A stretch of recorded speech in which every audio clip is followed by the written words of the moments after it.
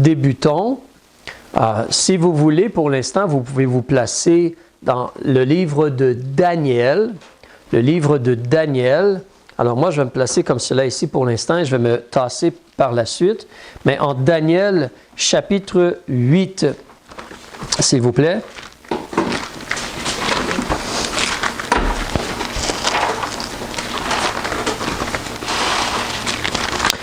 Daniel, chapitre 8.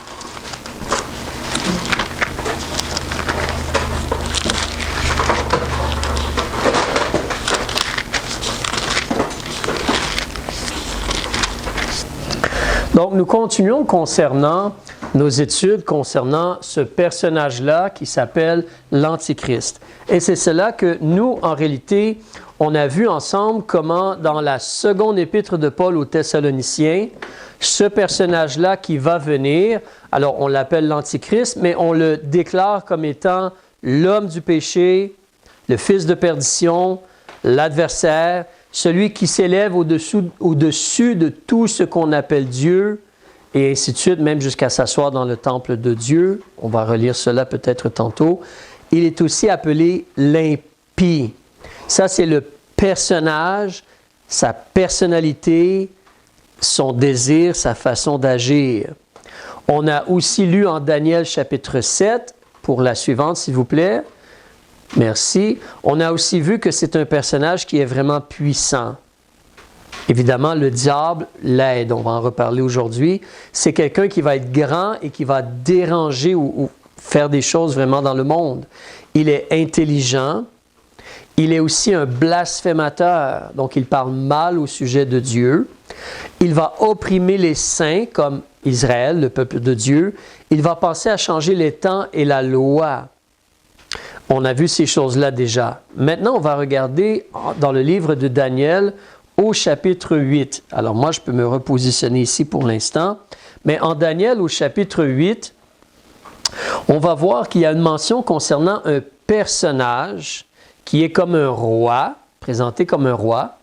Et on va lire ensemble cela et voir, je considère, et d'autres hommes de Dieu considèrent aussi, que dans ces passages-là ou dans ces versets-là au chapitre 8, il y a beaucoup de raisons de croire que le personnage est aussi comme l'Antichrist, comme une double présentation. Alors, en Daniel chapitre 8, on va débuter au verset 20. C'est un fait qu'au chapitre 8, en Daniel, on parle des empires. Si tu te rappelles, l'autre fois, on avait vu qu'il y avait 4 empires qui se sont succédés et le dernier, c'est les Romains, l'empire des Romains ou Rome. Excusez-moi, je pense que je vais éternuer. Alors, mais ici au chapitre 8, il y a seulement donc 2 empires plutôt qui sont mentionnés dans ce qu'on va lire nous. Ils sont représentés par Dieu. Alors moi, je débute au verset 20. On veut juste regarder certaines choses. Je sais qu'il y a beaucoup plus au chapitre 8, mais pour l'instant, si tu me permets, on va regarder surtout certaines choses. Alors au verset 20, on te parle qu'il y a un bélier qui est représentatif. Le bélier que tu as vu qui avait 2 cornes, ce sont les rois des Mèdes et des Perses. Alors, Dieu représente et Dieu nous l'explique. Merci au Seigneur. Il veut qu'on comprenne. Il y a des choses qui sont imagées dans la Bible, mais Dieu explique ce qu'on a besoin de comprendre. Donc, ici, Dieu présente un bélier et ça représente les Mèdes et les Perses, l'empire des Mèdes et des Perses. Ensuite, il y a un bouc au verset 21. Velu. Lui, c'est le roi de Javan. Alors, dans la Bible, Javan, c'est les Grecs ou l'empire grec qui a conquéri, qui a vaincu les Mèdes et les Perses. Ensuite, les Romains sont venus. Mais on te dit au verset 22, et cette corne, verset 21, le bouc velu, c'est le roi de Javan. Et la grande corne entre ses yeux, c'est le premier roi. Donc, lorsque tu lis le chapitre 8, tu débutes au verset 1 et tu avances. Il y a comme 2 animaux, puis il y a un combat entre les 2. En réalité, le bélier, il est là, et le bouc fonce dessus à toute vitesse et va le vaincre. Mais là, on t'explique, le bélier est représentatif de l'empire des Mèdes et des Perses, vaincu par un roi qui va avoir son propre empire, ou les Grecs. Et dans l'histoire, on voit qu'Alexandre le Grand a foncé vraiment rapidement, il a conquéri ce qui était en ce temps-là l'empire des Mèdes et des Perses, donc il a conquéri et c'est devenu comme l'empire grec. À partir de la Grèce, la terre promise ou Israël, puis ensuite on s'en va vers la Mésopotamie et ainsi de suite, où il y avait les Mèdes et les Perses, passé même Babylone un peu là, autour du Tigre, la rivière le Tigre, ou le fleuve le Tigre et le fleuve l'Euphrate. Donc, il y a ce personnage-là, c'est un roi. Ici encore, tu vois comment une corne représente un roi pour Dieu. Donc, c'est représentatif. D'accord? Alors, ici, on voit cela, puis au verset 22, on t'explique que cette corne-là, qui est en réalité le roi, M. Alexandre, cette corne-là s'étant brisée, Alexandre est mort très jeune, selon l'histoire. Les 4 cornes qui se sont élevées à sa place sont 4 rois qui s'élèveront de cette nation-là, les Grecs, et qui s'élèveront de cette nation, mais ils n'auront pas sa force.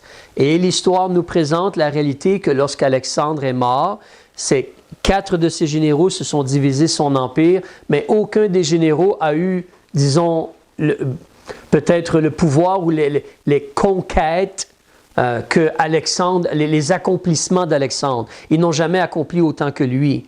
Donc, ils sont venus, ils se sont divisés, où ils étaient là, lui, il est décédé, ils se sont divisés l'empire en 4 sections. Et là, on te dit au verset 23, « À la fin de leur règne, quand les pécheurs auront comblé la mesure, il s'élèvera un roi au visage audacieux et entendu dans l'artifice. » Excusez-moi un instant.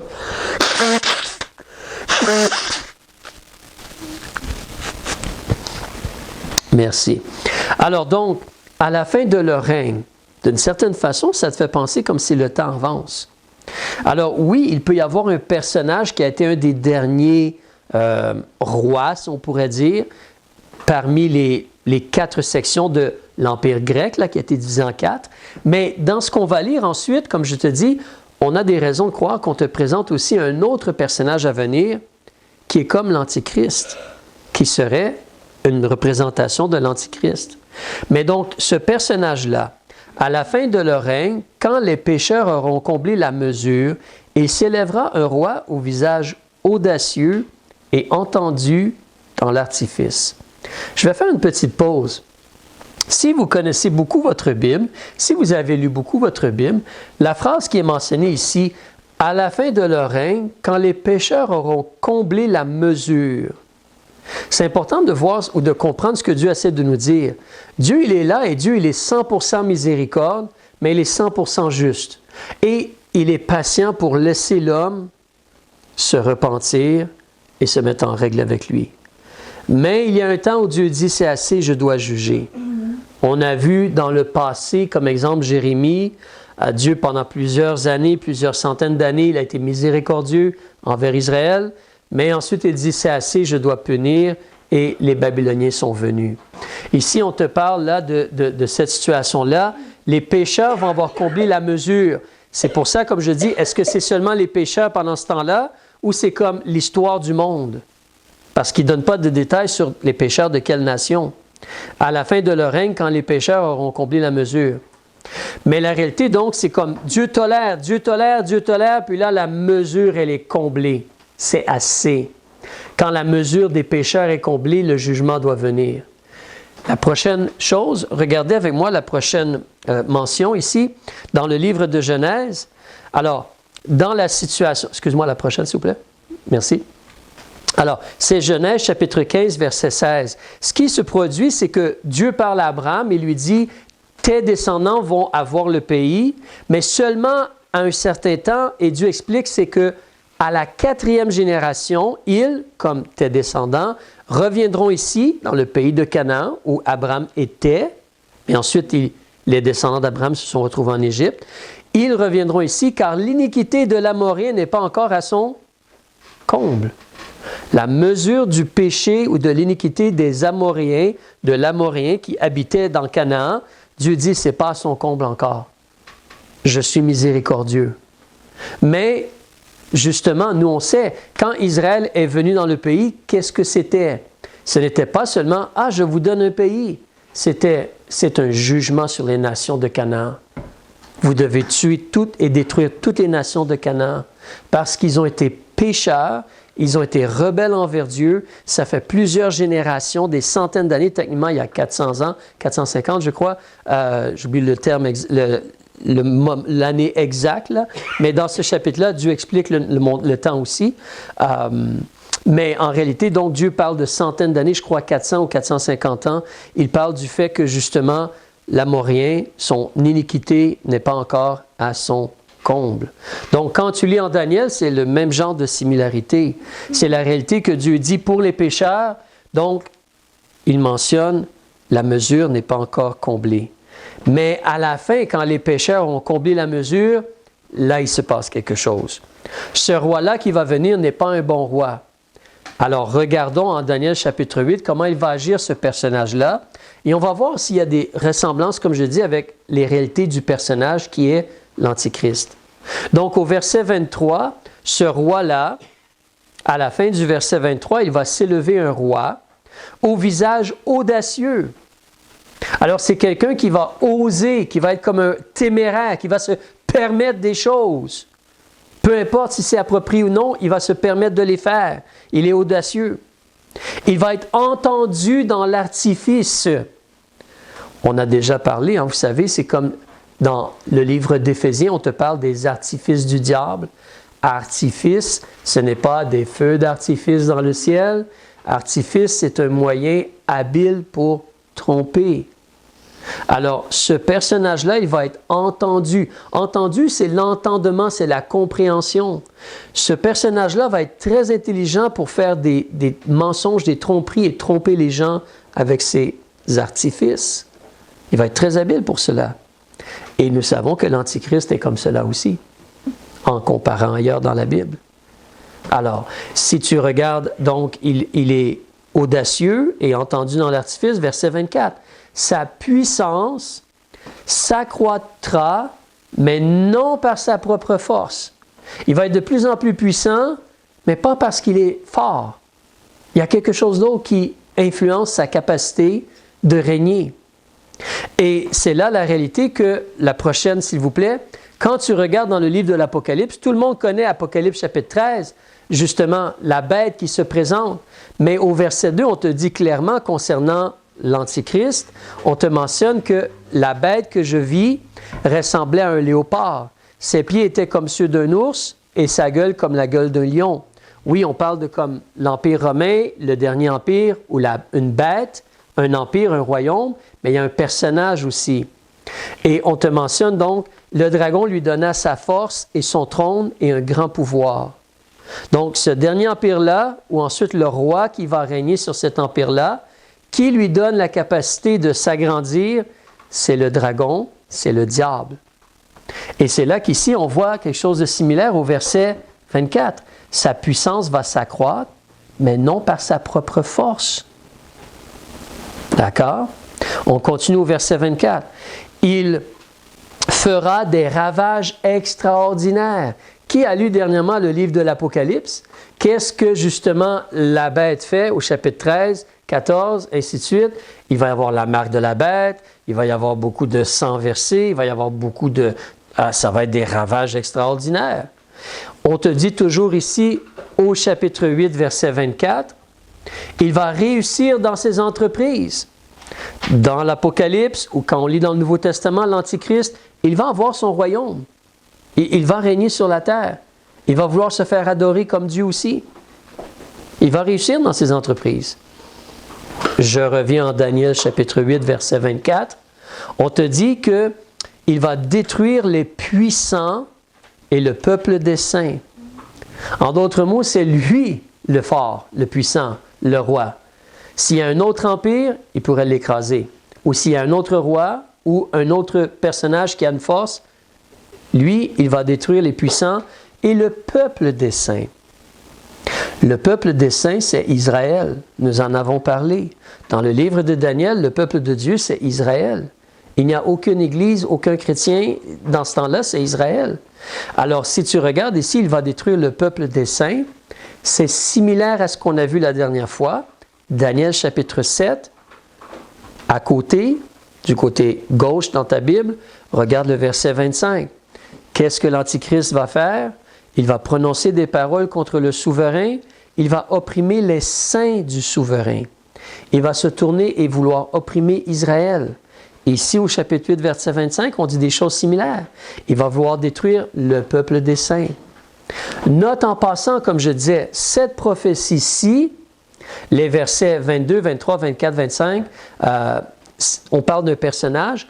L'histoire nous présente un personnage qui était là avant la venue de Jésus, qui régnait dans cette partie-là de l'Empire grec et qui a causé beaucoup de problèmes à la nation d'Israël.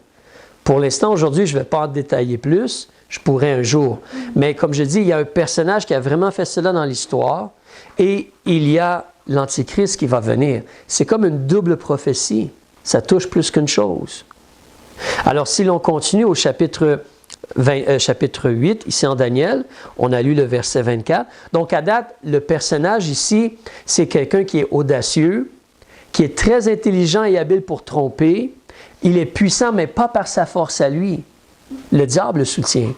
Il fait des ravages extraordinaires, il réussit dans ses entreprises, il va détruire les puissants pour s'élever, il va détruire ou être contre le peuple des saints. Au verset 25, on te dit qu'il a une habileté. Par son habileté, il fera réussir la fraude dans sa main. C'est un trompeur et un fraudeur, mais il est extrêmement habile. Il a des capacités et il ne les utilise pas pour Dieu. C'est un peu comme aujourd'hui, il y a des êtres humains qui sont très intelligents et très capables, mais ils utilisent leur talent et leur capacité pour le diable, pour le péché, pour eux-mêmes.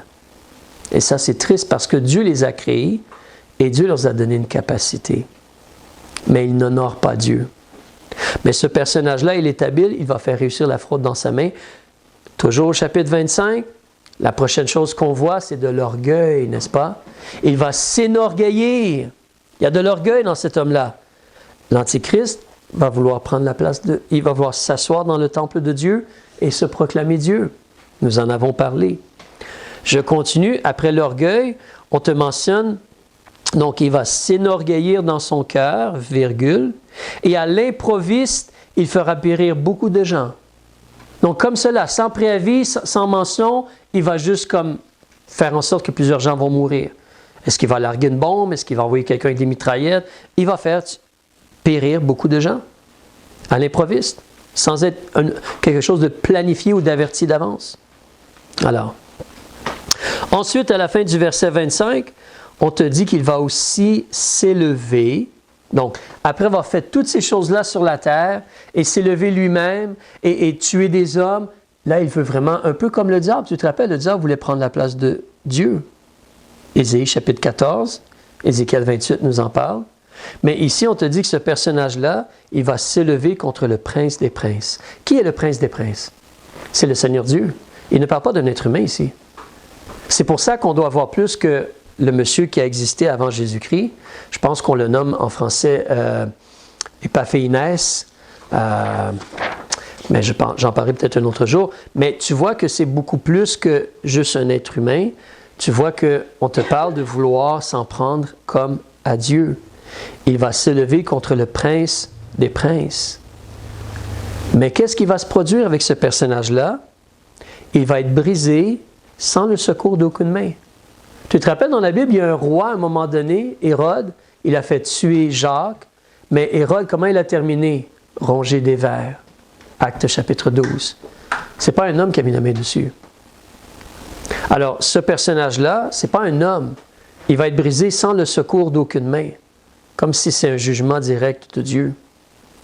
Et évidemment, le Seigneur, quand il revient régner dans sa gloire, il s'occupe de l'Antichrist, de ce personnage-là. L'Antichrist est jeté dans l'état ardent de feu et de soufre. En réalité, bibliquement parlant, selon l'Apocalypse, chapitre 19 et chapitre 20, les deux premiers habitants de l'étang ardent de feu et de soufre, c'est l'Antichrist et le faux prophète qui aide l'Antichrist, la deuxième bête, mentionnée dans le livre de l'Apocalypse au chapitre 13. Ils sont jetés vivants dans l'étang ardent de feu et de soufre. Puis le diable va les rejoindre. Mais eux sont les deux premiers habitants de l'étang ardent de feuilles de soufre, dans ce sens-là. Mais il est brisé sans le secours d'aucune main. Encore là, si tu veux regarder au chapitre 7, verset 25, tu veux considérer aussi comment il va prononcer des paroles contre le souverain et il va opprimer les saints du souverain et pensera à changer les temps et la loi. Et les saints seront livrés en sa main pendant un temps, des temps et la moitié d'un temps. Mais tu vois qu'il prononce des paroles contre Dieu, comme il est vraiment contre Dieu. Et justement, dans la réalité, comme je disais, il va agir contre le peuple d'Israël.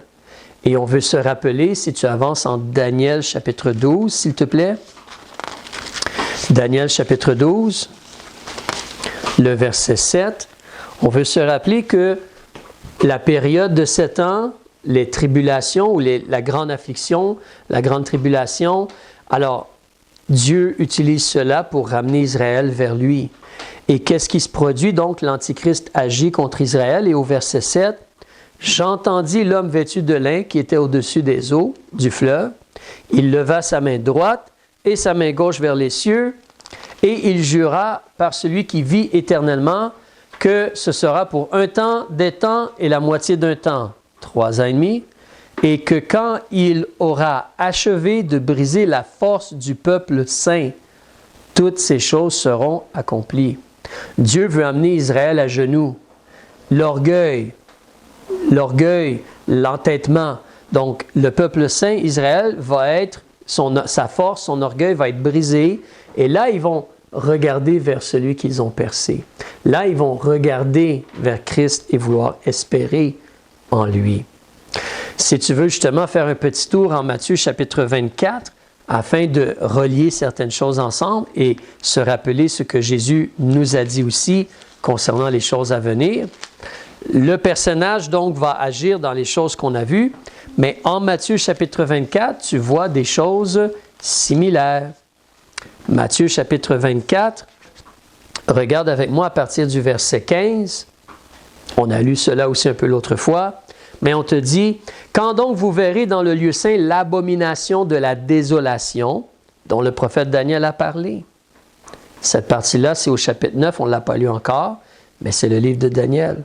« Que celui qui le lit fasse attention, alors que ceux qui seront dans la Judée s'enfuient aux montagnes. » Pourquoi? Parce que l'Antichrist va agir contre Israël. « Que celui qui sera au haut de la maison ne descende point pour emporter quoi que ce soit de sa maison, sauve-toi pour ta vie. Et que celui qui est au champ ne retourne point en arrière pour emporter ses habits, sauve-toi pour ta vie. Malheur aux femmes qui seront enceintes et à celles qui allaiteront en ces jours-là. Essaie de te sauver avec des enfants de 3, 4, 5, 6 ans ou un petit bébé qui veut allaiter. Tu ne peux pas vraiment te sauver. Tu avances à pas de tortue. Alors, c'est dangereux là. Donc, verset 20, « Priez que votre fuite n'arrive pas en hiver ni à un jour de sabbat, parce que le jour de sabbat, tout est fermé, on ne fait rien en Israël.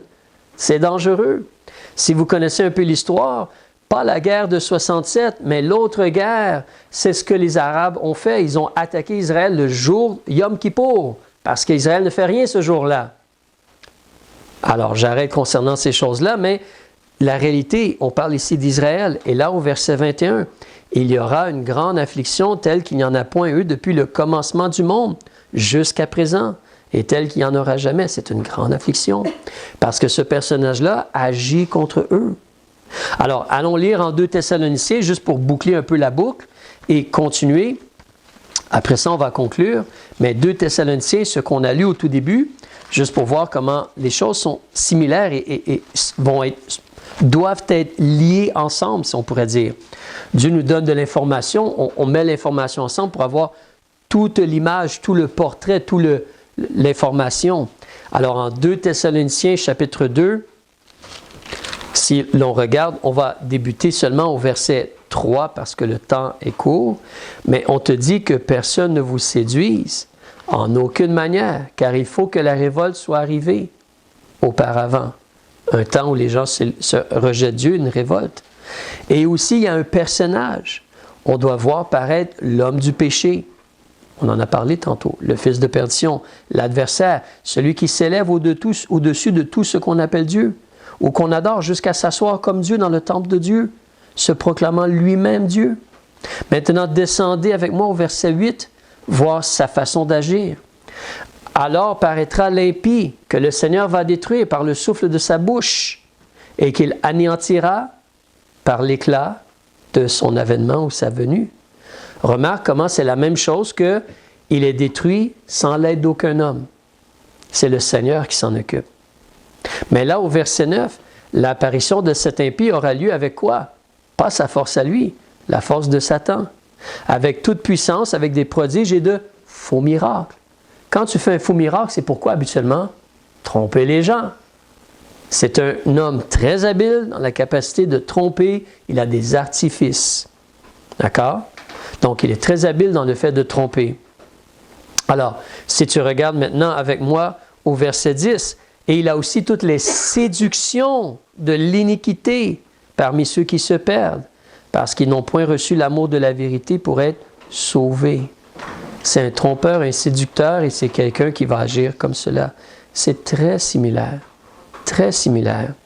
Donc, comment il est ce personnage-là? Vraiment méchant, horrible, mauvais. Mais c'est l'opposé de Christ, hein? C'est pas le Christ, c'est un anti-Christ. Il n'est pas un sauveur du tout, mais il agit. Alors, quand l'Antichrist va se présenter et il va faire des choses comme cela, nous ne serons pas là. L'enlèvement a lieu et nous partons au ciel. Mais j'aimerais t'encourager à considérer, alors, l'Antichrist, il agit comme cela. Évidemment, nous sommes plutôt des disciples de Christ. Mais comment est-ce que nous, on veut agir? On va s'encourager un peu. Regarde avec moi en Colossiens chapitre 2. Ça, juste une petite chose ici, parce qu'on a lu cela ce dimanche. Mais Colossiens chapitre 2.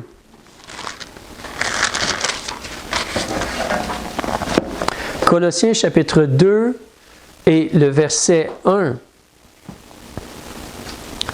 On nous mentionne ici, « Je veux en effet que vous sachiez combien est grand le combat que je soutiens pour vous, et pour ceux de Laodicée, et pour tous ceux qui ne m'ont jamais vu en personne. » Colossiens chapitre 2, verset 1, et là verset 2, « Afin que leur cœur soit consolé et lié étroitement ensemble dans la charité, pour être enrichis d'une parfaite intelligence, pour connaître le mystère de Dieu, le Père et de Christ, en qui sont renfermés tous les trésors de la sagesse et de la science. » Je dis ceci afin que personne ne vous abuse par des discours séduisants.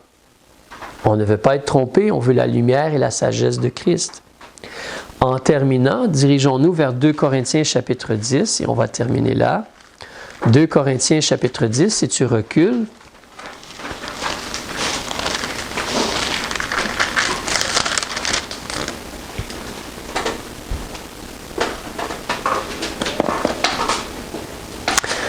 Alors, Paul, il est en train de parler aux Corinthiens, mais Paul veut bâtir, veut travailler pour l'œuvre de Dieu. Nous, on veut agir pour l'œuvre de Dieu aussi. On veut que Dieu fasse son œuvre dans nos cœurs et dans nos vies.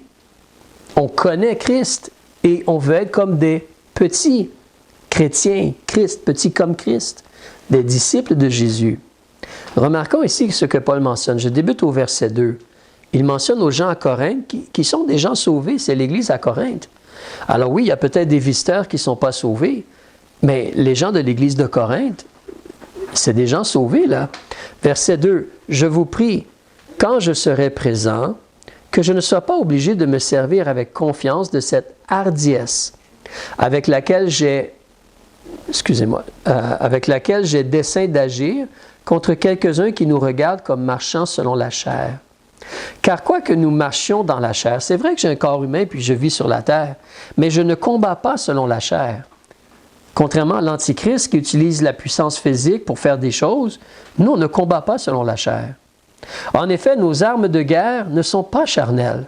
Ce ne sont pas des fusils ou des épées, ni la force physique, Mais elles sont puissantes en Dieu, nos armes de guerre, pour renverser les forteresses.